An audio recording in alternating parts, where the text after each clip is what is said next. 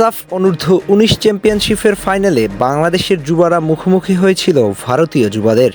উত্তেজনায় ঠাসা ম্যাচ, বাংলার ছেলেদের একের পর এক আক্রমণ, কিন্তু শেষ পর্যন্ত জয় নিয়ে দেশে ফেরা হলো না ছেলেদের। শেষ পর্যন্ত ভারতীয় দলের 12তম সদস্য হয়ে গেলেন খোদ রেফারি নিজেই। কর্নার থেকে মোর্শেদের ক্রস আশিকুরের হেড বারে লেগে ফিরে আসে, সেখান থেকে ফিরতি হেডে গোল করে বাংলাদেশ। কিন্তু এর মাঝখানেই অদ্ভুতভাবে ফাউলের বাঁশি বাজিয়ে বসেন রেফারি, যা অবাক করার মতো ঘটনা। মনে হয় যেন বাংলাদেশকে হারাতেই এমন কারসাজি। বাংলাদেশের খেলোয়াড়রা অবাক, কোচিং স্টাফ হতবাক, আর গ্যালারিতে থাকা সমর্থকরা যেন বিশ্বাসই করতে পারছিলেন না এ কেমন ফাউল। রিপ্লেতে স্পষ্ট দেখা গেছে কোনো ধরনের ফাউল হয়নি, একেবারে নিয়ম মেনে করা হেড। এটি গোল হলেই বাংলাদেশ নিশ্চিতভাবে জয় পেতে পারত, অথচ তার অদ্ভুত কলের যেন কোনো ব্যাখ্যা নেই। মনে হয় যেন বাংলাদেশকে হারাতেই তার এমন আয়োজন।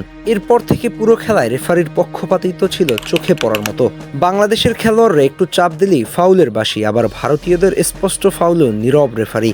শেষ পর্যন্ত সেই বিতর্কিত সিদ্ধান্তের পর ম্যাচে আর ঘুরে দাঁড়াতে পারেনি বাংলাদেশের যুবারা। শেষ পর্যন্ত খেলা গড়ায় ট্রাই ব্রেকারে ভাগ্য সহায় হয়নি বাংলাদেশের ছেলেদের। এ যেন এক প্রকার জোর করে মূল পর্ব থেকে হারিয়ে ট্রাই ব্রেকারের সামনে দাঁড় করিয়ে দেয়া।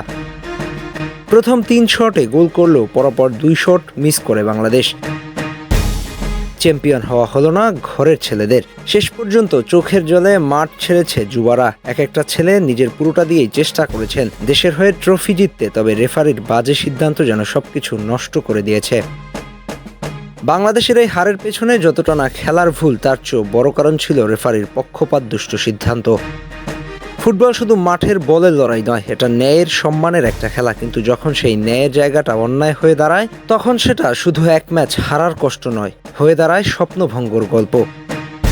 মাঠে লড়ছিল আমাদের ছেলেরা, কিন্তু প্রতিপক্ষ দলের সঙ্গে সঙ্গে যেন লড়তে হয়েছিল রেফারির কলের বিরুদ্ধে। খেলোয়াড়দের মন ভেঙে গেছে, সবাই হতাশ। দেশের ফুটবল সমর্থকরা দারুণ কষ্ট পেয়েছেন। হৃদয় দিয়ে খেলে যখন এমনভাবে ম্যাচ কেড়ে নেওয়া হয়, তখন সেই হারের যন্ত্রণা ভুলে যাওয়া কঠিন। ট্রাই ব্রেকারে হারটা হয়তো লেখা থাকবে, কিন্তু এর পেছনে বাজে সিদ্ধান্ত কেউ ভুলবে না। এই ছেলেরা হয়তো এবার ট্রফি জিততে পারেনি, কিন্তু সাহস আর লড়াই দিয়ে তারা আমাদের হৃদয় জিতে নিয়েছে। হয়তো আজ হয়নি, তবে একদিন এই ছেলেরা দেশের ফুটবলকে নিয়ে যাবে বিশ্ব দরবারে। সামনের দিনগুলোতে এই ছেলেরাই ধরবে বাংলাদেশের হাল। এর জন্য হতাশা নয়, মাথা উঁচু করে রাখা উচিত জুনিয়রদের। আহমেদ হাসনাইন খান, টিম স্পোর্টস।